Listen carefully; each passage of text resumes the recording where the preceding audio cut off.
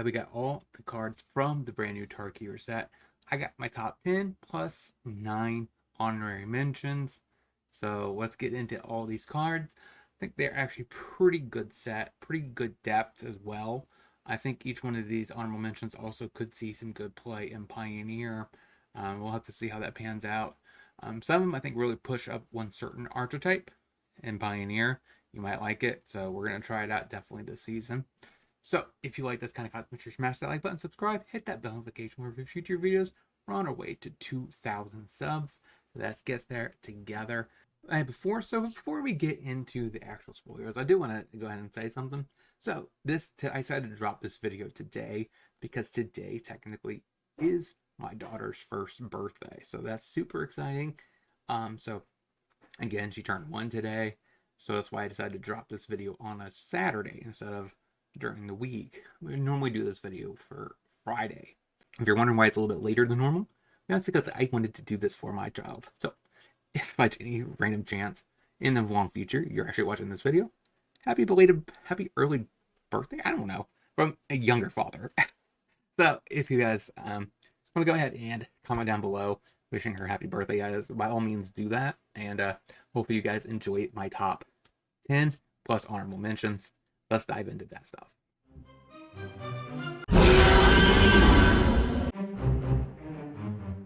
So first things I want to talk about, these two cards here I think are very decent for Soulflare. So this is the archetype I was talking about. 1 green, Vigilance, Reach, Death Touch for 1/1. Very good stats, very good keywords. So it's very nice that that actually works quite well with Soulflare.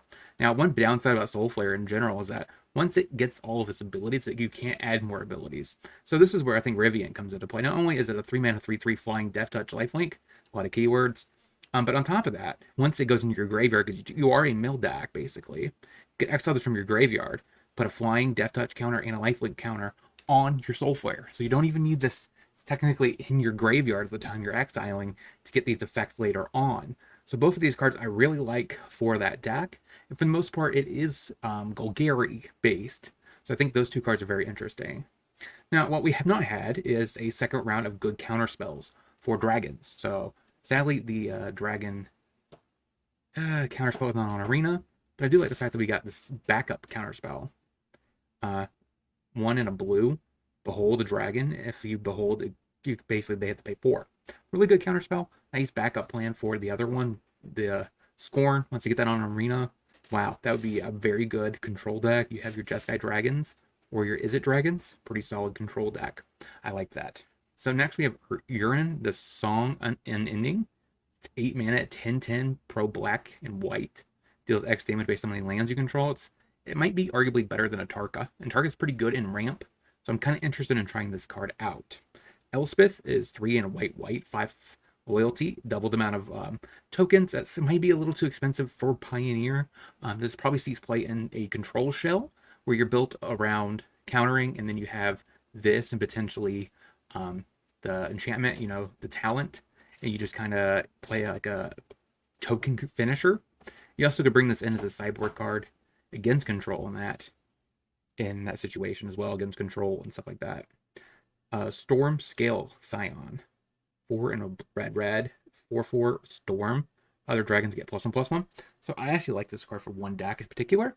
It's very fringe, but I'm going to try it out if it can get all the cards this season. And that is it Lotus Field? So it casts a lot of spells. It doesn't win by the traditional, if you cast a spell twice, you win the game.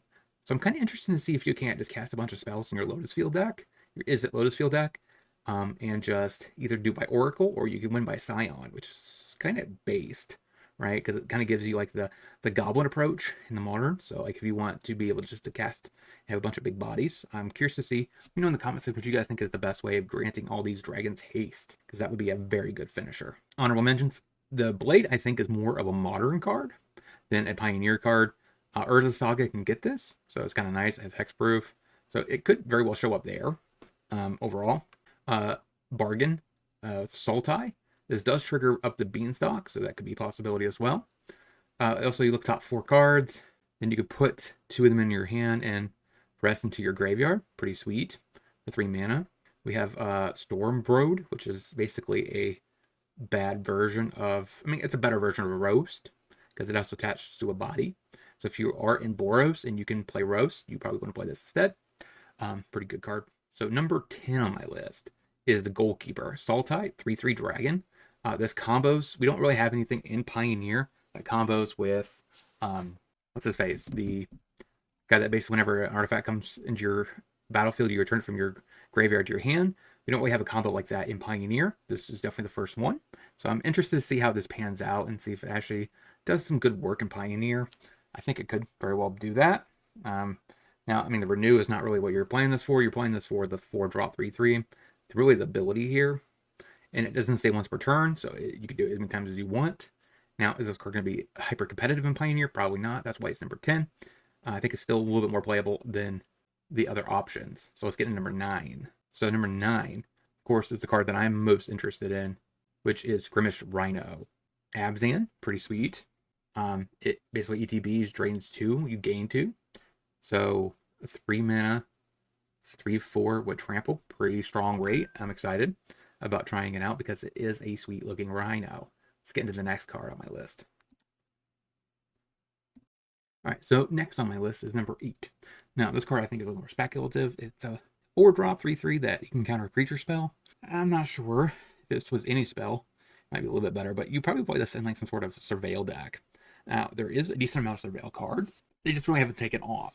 So I kind of want to try a Sultai surveil deck. We have the Pixie from a while back.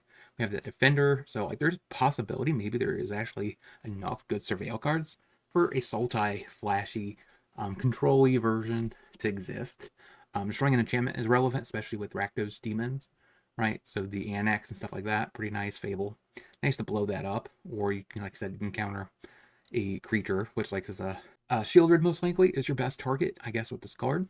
But this is definitely a possibility. There's a couple of copies in that kind of a deck. I get it. It's not technically mainstream. That's why it's number 8 on my list. Now let's get to number 7. So if you know one thing about my channel, you notice that every so often I play Domain Zoo. Now, 3 mana 4/3 is pretty nice because it does turn on your counter spell, for non-creature spells, which is really good, right? It can be countered, which is kind of nice, and it helps you get through your removal decks by redrawing another card. It's not going to give you into a bad position like in Modern, where you just kind of go infinite against the card from Lord of the Rings. Yeah, so that doesn't work here. But in Pioneer, I feel like this is a nice card. Can't be countered, so that's quite nice. Is human. I don't think that really matters. It is quite a company ability, so you can hit it off that. Which actually, that might be the best home for it, actually. So there's many times in Coco decks I play Shaper Sanctuary out of the board. Now, the problem with that is you do lose out on a Coco hit. Now, if you can instead swap out Shaper Sanctuary for this card, which is a 3-drop that does something very similar. So that's another possibility that you could use this card for. So I like it for both of those kind of strategies. Domain Zoo is what I'm going to be trying it for sure, because I do think this card would be pretty interesting in that deck. But let's get into number 6 on my list, where it's still speculative. So number 6 is the card that I really am excited for. Now, it's not as good as I don't think it's Krinko's Buzz, because Krinko's Buzz can kill a Lotus Field, but this one can destroy about any other situation. This is better because it makes the land stunned, so they can't not exactly use the mana next turn. It's also a slightly better because it has 1 more toughness, which could be relevant. And if you're a Dragon Tribal deck, this is also, of course, more on flavor. So it's a little bit of upsides, but like I said, it does not hit Lotus Field, which the Buzz can do. So keep that in mind. They both have different functionalities, but I think I want to try them in Bonza again. But I like it because both these cards are really good with Fable the Mirror Breaker. You could just copy them and blow up lands. So I'm excited about that. And they have decent bodies, so their clock is pretty good. So let's get into number 5, where we start getting into, I think, the cards that really matter for competitive Pioneer. So number 5 is Voice of Victory, a 1 in a white, 1/3, mobilize 2. When it attacks, it creates 2 temporary 1/1s. Your opponents can't cast spells during your turn. It could be very good in a Death and Taxes or a Humans deck, which also happens to be kind of like a Death and Taxes deck. I think this is mainly a card you bring out of the board against certain matchups. It is essentially a 2 mana 3/3 across 2 bodies, so that could be kind of nice. And the advantage, I guess, in Humans, it does make Adeline bigger during combat, which is something you kind of want actively. So that is something you keep in mind. I think this card is going to be pretty decent in that deck. Against certain matchup, you bring it in. Especially, you probably would trim down on your Ward 1 guy in the certain matchups. This is probably better. But overall, I think this card is going to see some play. And yeah, if there is a Death and Taxes deck, we'll see some play in that as well. So I'm kind of excited about that. So let's get into the next, number 4 on my list. Number 4 is Songcrafter Mage, which is basically a 3-mana snappy. So the ETBs is Teamer, 3/2, Flash. Now, what I like about this card is it's most likely going to see home in exactly one deck. So hear me out. If there is a deck where you want to play Torrential Gearhulk as your top end, right? And you play Sublight Epiphany, pretty good there. Magma Opus, pretty good there. Guess what? This also happens to be tapped down. So your Magma Opus was 8, now it's 5. A little bit more castable, but you're technically paying 8 mana. But you could also tap your Gearhulk if you still have that in your graveyard. So I like that for that. So I'm imagining like a Teamer control shell. Now what I like about this also, it works quite well with the, the Spree counterspell. So like you could essentially pay 3 blue or something like that, and you should be able to get the discount for copying, because you tap this to pay the copy cost, or you could tap it for also to draw 2 and loot a card. So like it makes counterspells easier to cast. It's not exactly free, but you have no issues with that, I don't think. So I do think, and it fits the colors, I think, what Gearhulk would want. So it gives you the rampant growth type of effects with Spiral. From green, you get the red for Magma Opus, you get the blue for Counter Magic, and you get yourself a deck. So overall, I think a Teamer control shell with Gearhulk in this could be essentially a pretty decent deck. So I'm going to be trying this out, of course. Me personally, I'm going to be playing a couple copies of Sarkhan, Teamer Sarkhan, because I love the card. It's kind of like a Teferi before Teferi existed, because it doesn't untap 2 lands, but it does draw a card as the uptick, so it's kind of sweet. It's more on flavor, so let me know in the comment section which one of these cards you think is your favorite or the strongest. We're starting to get into the top 3 territories, so let's get into those. Number 3 is Yathan Roadwatcher. 1 in Abzan, 3/3. ETBs, cast it, mill 4 cards. When you do, return target creature with mana value 3 or less from the battlefield to the graveyard. From the graveyard to the battlefield. So I see this in one deck, mainly. Abzan Fang. So for a while they were playing like a couple copies of Shieldriz backup 4-drop, or they were playing Rhino. So I do like that.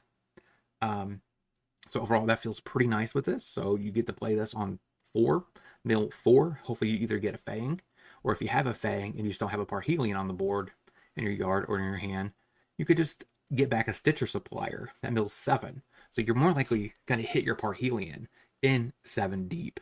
So I think that is where this card's going to shine, as the play that you're going to be casting right after a Fang.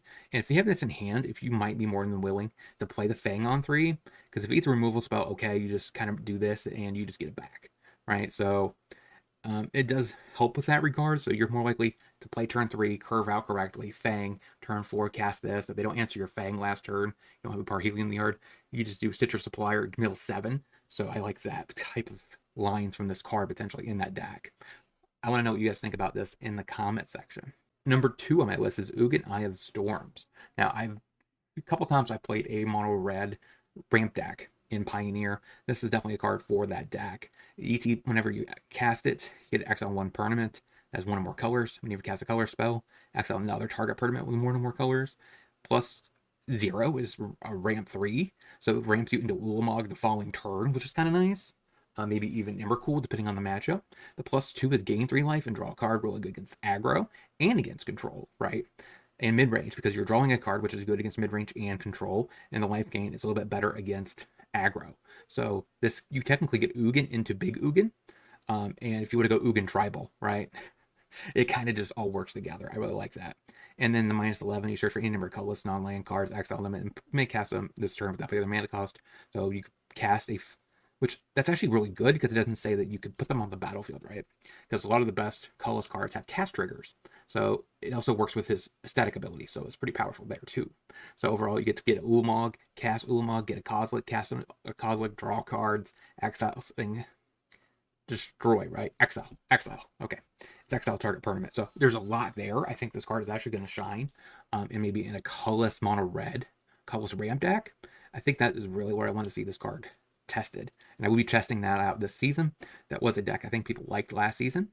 So I'm super excited about trying this out. So we got one more card, technically, to talk about. That is number 1. So honoring number 1, of course, is the Mistrise Village and the Great Asarian City. Both of these are the best 2 lands, I think. 2 mana exile card from your graveyard, which does trigger your roots. If you're playing roots, you should be playing this with roots, I think. Forest, yeah, so you do have the ability to make it untapped. Plane's gonna be pretty tricky to do, though. Making exiling something, getting a roots token and a 1/1 spirit, pretty nice. Ability to make your stuff uncounterable, it's pretty good too. So I like both these cards for Pioneer and potentially Modern as well. I think the rest of the cycle is not as nice, but I am kind of hurted. I don't really like the fact that they've kind of mixed up the colors. The black one's fine, right? You could have argued that should have been blue, but the blue one should have been a green, and the green one should have been the blue. That's just my opinion. Surveil 2 is more of a blue thing. Can't be countered as more of a green thing. So I'm kind of like, why did you mix them up? But whatever. That's either here or there. I think both cards are really good. So let's get into the next one. Clarion, number 1 is my Clarion Conqueror. 3 in white. 2 in a white. Flying. Activated abilities of artifacts, creatures, planeswalkers can be activated. 3/3. We have for the longest time, we've had a Selesnya Coco deck. Also, Death and Taxes could be pretty nice with this as well. But Selesnya Coco, this probably slots right in, along with the one we talked about earlier. So I'm kind of excited about both these cards maybe showing up and helping that deck come back on to a little bit more mainstream. Because last few months, it's been slowly dipping into the point where it's like mid-tier 2. Overall, hopefully this is the card that helps push it up a little bit more as a Selesnya Taxes deck. So I do think it is something I would like to try this season. What do you guys think about this number 1 pick? Let me know your number 1 pick in the comments section. Hopefully you guys like this content, and I'll talk to you guys next time. Shout out to all my supporters, and if you want to see any other content from me, check out either one of these 2 videos and playlist. And I'll talk to you soon.